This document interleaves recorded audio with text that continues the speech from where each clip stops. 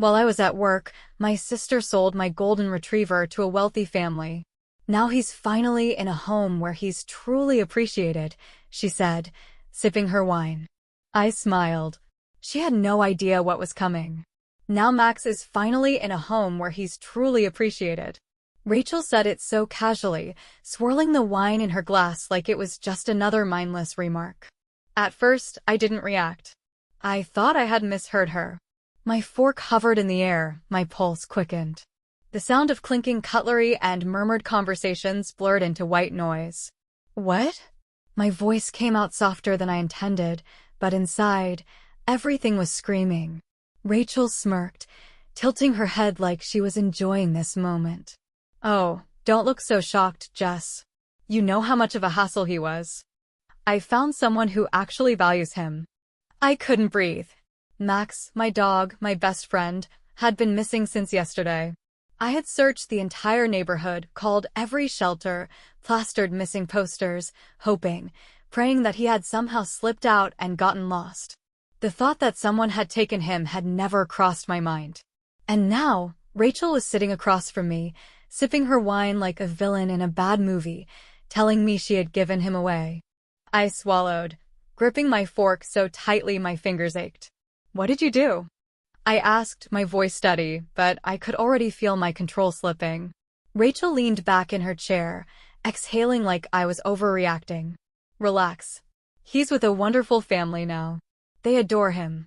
Unlike you, they don't keep an aggressive dog in a tiny apartment. He wasn't aggressive. My voice cracked as I shot to my feet. Rachel rolled her eyes. Oh, come on. He hated me. He growled every time I walked in. Honestly, Jess, it was creepy. I felt like I was falling. Like the ground beneath me had disappeared and I was free falling into something dark and suffocating.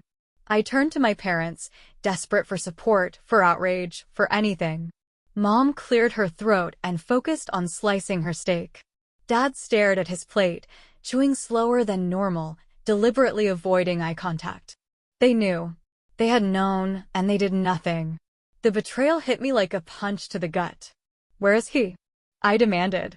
Rachel gave me a look of mock sympathy. Jess, don't be dramatic. Where is he? My voice was shaking now, my hands clenched into fists. Rachel let out an exaggerated sigh, as if I were exhausting her. Fine, if you must know, he's with the Greenwoods. Lovely family, big yard, adorable kids. He's happy. I could hear my heartbeat in my ears. She sold him. Max wasn't just some stray she handed off to a shelter, she sold him to some rich family like a piece of furniture. My phone was already in my hand before I even realized what I was doing. My fingers trembled as I opened the GPS tracking app linked to Max's collar. The screen loaded. A single blinking appeared on the map. He was close. Too close. My stomach dropped as I stared at the location. I lifted my eyes, my breath coming fast and shallow. The signal was coming from this house. I looked at Rachel. Her smirk faltered just slightly. You're lying. My voice was barely above a whisper. She arched an eyebrow, but I saw it, the flicker of something behind her eyes. Annoyance. Maybe even panic. Oh, honey, she said, voice dripping with condescension. What are you gonna do? Call the cops? I didn't answer. I turned and walked out. Because I wasn't just going to find Max. I was going to get him back. I gripped the steering wheel so hard my knuckles turned white. The blinking on my phone screen pulsed steadily, confirming what I already knew. Max had been here. In this house. I should have turned back, stormed inside, demanded answers. But something stopped me. A deeper instinct, a whisper in the back of my mind. This isn't just about Rachel. Max wasn't the kind of dog to wander off. He was trained, he never strayed too far from me, and he wouldn't have vanished unless someone made him. I exhaled sharply, my breath shaky as I stared at my parents' house in the rearview mirror. No. I needed to think. I needed to be smart. Rachel had always hated Max. I could still hear her voice from years ago, dripping with irritation. That thing growls at me every time I walk into a room, Jess. It's like he knows I don't like him. That was the thing about Rachel, she needed control. Over everything. Over everyone. And Max? He saw right through her. She tried to bribe him with treats once. He wouldn't take them. She tried to pet him. He pulled away. And the final straw? One night, 2 years ago, when Rachel got too close to me, speaking in that fake sweet voice she used whenever she was about to manipulate someone. Max stepped between us and let out a low, warning growl. Rachel never forgave him for that. Animals sense things about people, Mark, Max's trainer, had once told me. Dogs don't just react. They understand. Rachel had spent years complaining about him, calling him aggressive, dangerous, unpredictable. But Max was none of those things. He was protective, sure, but only when there was a reason. So why now? Why steal him? Why sell him? I already knew the answer before I even let myself think it. Money. I pulled into my driveway and parked, my hands still shaking. Rachel wasn't smart enough to pull off something like this on her own. No, she had help. And I had a good idea where it came from. I grabbed my laptop, my heart pounding as I typed the name into the search bar. Hope Shelter. A few months ago, Rachel started volunteering at an animal shelter. I never paid much attention to it at the time. She was always hopping from one good deed to the next, making sure everyone saw what a charitable, generous person she was. But now, something about it didn't sit right. The website was polished, professional. Pictures of smiling families adopting happy, healthy dogs. A mission statement about rescuing and rehoming abandoned animals. But the deeper I dug, the worse it got. The first red flag? The adoption fees. They were insanely high, way above standard. Some dogs were listed for thousands of dollars, their descriptions vague, their pictures unsettling. Like they had been taken in a rush. Then I found the complaints. Hidden between 5-star reviews were 1-star horror stories. I adopted a golden retriever from Hope Shelter last year. 2 weeks later, I found out he wasn't the same dog I had originally met. He looked similar, but his temperament was completely different. We were promised a purebred Labrador but received a mix instead. The shelter refused to refund us and stopped responding to calls. My dog disappeared, and I later found a nearly identical one listed for adoption on their site. When I confronted them, they denied everything. My stomach twisted. This wasn't just Rachel being vindictive. This was a scam. They weren't just selling animals. They were stealing dogs, replacing them with lookalikes, and selling the purebreds to the highest bidder. And Rachel? She was in on it. I took a shaky breath and dialed the only person who could help me legally, Emily. She picked up on the third ring. Jess? What's wrong? I didn't bother with small talk. I think my sister stole Max and sold him through a fraudulent shelter. There was silence on the other end. Then, okay, tell me everything. I did. I told her about Rachel's hatred for Max, the missing dog, the GPS tracker, and Hope Shelter's shady adoption history. I expected her to tell me I was overreacting, that it was just a misunderstanding. Instead, she exhaled sharply. I've heard of them. My blood ran cold. What? They've been on my radar for a while, Jess. Nothing solid, but people have suspected them of running an illegal operation, stealing high-value dogs and swapping them out with shelter mutts. But no one's been able to prove it. Then let's prove it, I said, gripping the phone. She hesitated. Jess, if this is bigger than Rachel, we need more than just suspicions. We need evidence. I clenched my jaw. Then let's get some. After hanging up, I knew one thing: I couldn't do this alone. I needed someone who knew dogs. Someone who knew Max. So I called Mark, his trainer. Jess, he answered groggily. It was late. I didn't care. Mark, I need your help. Someone stole Max. Silence. Then, a sharp intake of breath. What do you need me to do? I told him everything, and by the time I was done, his voice was dead serious. Meet me tomorrow morning. We'll figure this out. I hung up and stared at my screen. Max was out there. Rachel was involved in something bigger, darker than just sibling rivalry. And I was going to bring it all crashing down. No matter what it took. The Greenwood estate was bigger than I expected. A tall, black iron gate blocked the entrance, lined with neatly trimmed hedges. Beyond it, A sprawling two-story house loomed in the distance, its massive windows glowing with warm light. It looked like the kind of place you'd see in a magazine, perfect, pristine, untouchable. But somewhere inside, Max was here. I gripped my phone, my heartbeat drumming in my ears as I checked the GPS tracker one last time. The blinking dot was still there. "This is it," I murmured, turning to Mark, who sat in the passenger seat.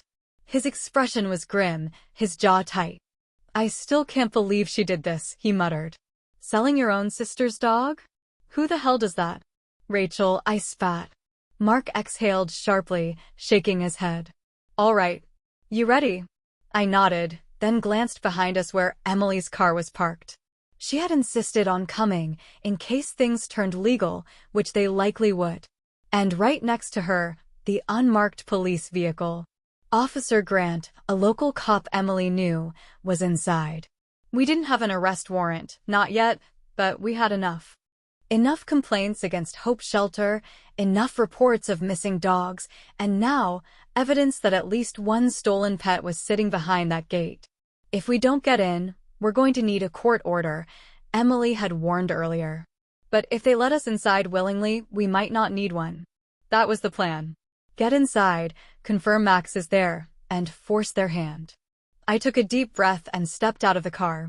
Face to face with the Greenwoods. A man in his mid-40s opened the front door before I even had a chance to knock. He was tall, broad-shouldered, and dressed in a crisp button-down like he had just stepped out of a business meeting. His eyes flicked between me and Mark, then landed on Emily and Officer Grant standing by the cars. His frown deepened. "Can I help you?" I lifted my chin. "My name is Jessica Carter. My dog, Max, was stolen from me and sold to your family under false pretenses." A woman appeared behind him, blonde, elegant, rich. Her brows knitted in concern as she placed a hand on his arm. "I'm sorry, but there must be some mistake," she said smoothly. "We adopted our dog legally through Hope Shelter. That dog is mine." My voice was ice. The man stiffened. "That's a serious accusation." "So is fraud and theft," Emily cut in, stepping forward. "We have reason to believe that Hope Shelter has been involved in multiple cases of stolen pets. Jessica has proof that her dog is here." The man's frown deepened, but the woman, she looked uneasy. She hesitated for a fraction of a second. That was all I needed. "Let me see him," I demanded. The woman bit her lip, glancing toward the hallway. Then I heard it. A faint scratching sound. My heart lurched. I knew that sound. I had heard it 100 times before, Max scratching at a door when he wanted to be let out. "Mom?" A small voice came from behind them. A boy, maybe 6 years old, rolled his wheelchair into view, his hands gripping the wheels as he maneuvered closer. He was pale, his brown hair slightly messy, and his face lit up with pure joy when he saw me. "Not me. Max." He came barreling through the hallway, his black and tan fur a blur as he ran straight toward me. For a split second, I couldn't breathe. Then he was on me, his paws against my chest, his body trembling, his tail wagging so hard I thought he might fall over. His tongue covered my face, desperate, frantic, like he was afraid I wasn't real. "Max," I choked out, wrapping my arms around him. I felt his whole body shaking against mine. "That's impossible," the man muttered behind me. "No, Dad," the boy whispered. "She's telling the truth." Max knew her. The silence was suffocating. I kept my arms around Max, feeling his heartbeat against mine. Then I heard it. A soft sniffle. I turned my head and saw the boy, his face crumpled, his hands gripping the wheels of his chair so tight his knuckles turned white. "You're taking him away?" he asked, his voice barely above a whisper. My stomach twisted into knots. I had fought so hard to find Max. Had spent nights searching, crying, raging at the injustice of it all. But now, standing here, I realized something else. Max had saved me 1,000 times over. And now he had saved someone else. I glanced at Emily, then at Officer Grant. They were both waiting for my decision. I swallowed hard and looked at the boy. "What's your name?" I asked gently. "Jake," he whispered. "Jake. Max is my best friend." My throat tightened, but I force myself to keep talking. But I can see he's yours too. Jake nodded, his lower lip trembling. I took a slow breath. I won't take him from you, I said finally. But I will make this right. Jake blinked up at me. How? I looked at his parents. You were scammed, I told them. You paid for a stolen dog. But I don't blame you for that. You didn't know. I exhaled. I can help you find another companion for Jake, one who needs a home. I felt Max shift in my arms. Then, slowly, he stepped back. For the first time, he turned, his big brown eyes moving from me to Jake. And then, just as quickly, he went to him. He placed his head gently on the boy's lap, his tail wagging, his body lowering into a calm, steady sit. Jake wiped his eyes and smiled. My vision blurred. I nodded once, swallowing the lump in my throat. We're gonna fix this, I said, my voice thick. I promise. Max was safe. But this wasn't over. As I watched him nuzzle against Jake, I felt a strange mix of emotions, relief, sadness, anger. Max was mine, but he had also become something more. He had saved this boy in ways I couldn't ignore. But Rachel? She wasn't getting away with this. I turned to Emily. We're shutting Hope Shelter down. Her expression was unreadable for a moment, but then she nodded. Then let's do it. The next few days were a whirlwind of calls, legal research, and uncovering everything we could about Hope Shelter. Emily had her contacts in law enforcement dig into the organization's financials, and what she found was worse than we thought. Dozens of high-value dogs listed as rescued, but their previous owners had reported them missing. Massive adoption fees charged for rehomed purebreds, while their lookalikes were dumped into overpopulated shelters. Fake veterinary records to cover up the swaps. And at the center of it all? Rachel. She had been directly involved in several of these fraudulent adoptions. Her name was all over financial records, email correspondence, and even social media posts from happy new owners thanking her for finding them the perfect dog. I felt sick. Mark had also been working behind the scenes, talking to other trainers and pet owners who had lost dogs under suspicious circumstances. The stories all lined up. Hope Shelter was running a full-scale operation, profiting off stolen dogs and getting away with it. Not anymore. Rachel didn't know what was coming. When I showed up at her apartment, she answered the door in her usual effortless way, casually smug, like she was above everyone else. Jess, she sighed, crossing her arms. Look, I know you're upset about the whole dog thing, but... I held up my phone and pressed play. A recorded phone call between a victim and Hope Shelter's receptionist, where they admitted to swapping dogs. Rachel paled. What is that? Proof, I said coldly. She tried to laugh. Oh, come on, Jess. You're not actually serious. I pulled out a thick folder of legal documents. Emily is filing a class action lawsuit against Hope Shelter. Turns out you've been scamming people for years. Rachel's smirk twitched. You wouldn't, she whispered. I already did. Her face contorted into something ugly. You think you're some kind of hero? You don't understand how the world works, Jess.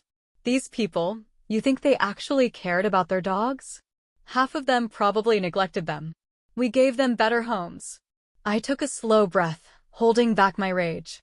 You stole from families. You lied. And now?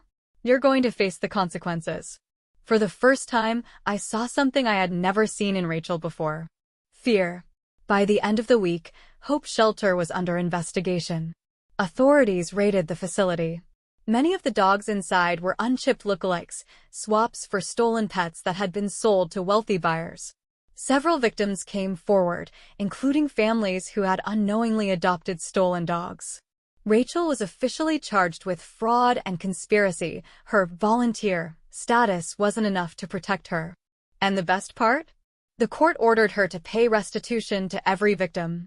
Rachel finally had to face the consequences of her actions. She lost her apartment. Her boyfriend dumped her the moment he realized she was headed for trial. And Mom and Dad? Silent. For the first time, they couldn't protect her. They couldn't excuse this. Rachel had finally destroyed herself. With Hope Shelter shut down, I had one last promise to keep. A week after the raid, I drove back to the Greenwoods house with Mark. This time, I wasn't here to take Max back. I was here to give them something else. As I walked up the driveway, Jake rolled his wheelchair toward me, his eyes filled with uncertainty. "You really found one?" he asked quietly. I smiled and stepped aside. Behind me, a golden retriever with warm brown eyes trotted forward, wagging his tail. "Jake, meet Charlie." Jake's face lit up. The retriever padded over and immediately pressed his head into Jake's lap, letting out a soft sigh. Jake looked up at me, his eyes wide. "He's perfect. He needs a home," I said softly. "And I think he already loves you." Jake beamed. I turned, and for the first time, I let go of Max. I wasn't losing him. I was giving him what he had given me, a second chance. The morning air was crisp, the sky painted in soft hues of pink and gold. As I stepped outside, Max trotted beside me, his tail wagging, his body lighter, as if he knew it was finally over. It had been a month since Hope Shelter was shut down. A month since Rachel's world crumbled. I hadn't spoken to her since that last confrontation, but I had heard enough. She was drowning in legal battles, buried under fines and lawsuits. Community service, a destroyed reputation, financial ruin, all of it had come crashing down on her. And Mom and Dad? They never called. They had spent years defending Rachel, covering for her, making excuses. But now, with no way to fix her mess, they had simply let her fall. And honestly, I didn't care. For the first time in years, I didn't feel like I was drowning in their expectations, their judgments, their twisted idea of family. For the first time, I was free. I should have known she wouldn't go down quietly. The message came late one night, a single text from an unknown number. "Rachel, I hope you're happy. You ruined my life." I stared at the screen, waiting for the usual wave of guilt. But there was nothing. No anger. No sadness. No regret. Just emptiness. I didn't reply. I just blocked the number and moved on. Update. Charlie had settled in with Jake perfectly. I still visited sometimes, just to check in, to see the way Jake's face lit up every time Charlie ran to him, tail wagging, body vibrating with excitement. It was the kind of bond you couldn't fake. Max had been meant for me. Charlie had been meant for Jake. And now we had both found our peace. As I walked down the path with Max beside me, I let out a slow breath, feeling the weight of the past finally lift. I wasn't just the girl who had lost everything anymore. I was the girl who had fought back. And won. Final update. I knew posting about this would bring strong opinions, but I wasn't prepared for this. The comments flooded in overnight, thousands of them. Some people supported me, but plenty didn't. I scrolled through, my heart pounding. "So you ruined your sister's life over a dog? Seriously? At the end of the day, she's your family. I can't believe you'd turn against her like that. Hope your dog keeps you warm when you're old and alone." There were so many ways to handle this that didn't involve making things worse. You could have talked it out. But instead, you chose to go to extremes. That's on you. "So you love a dog more than your own sister?" That one stung. I clenched my jaw, staring at the screen, my fingers hovering over the keyboard. Then I started typing. My response. Do I love a dog more than my sister? Yes, because Max is my family.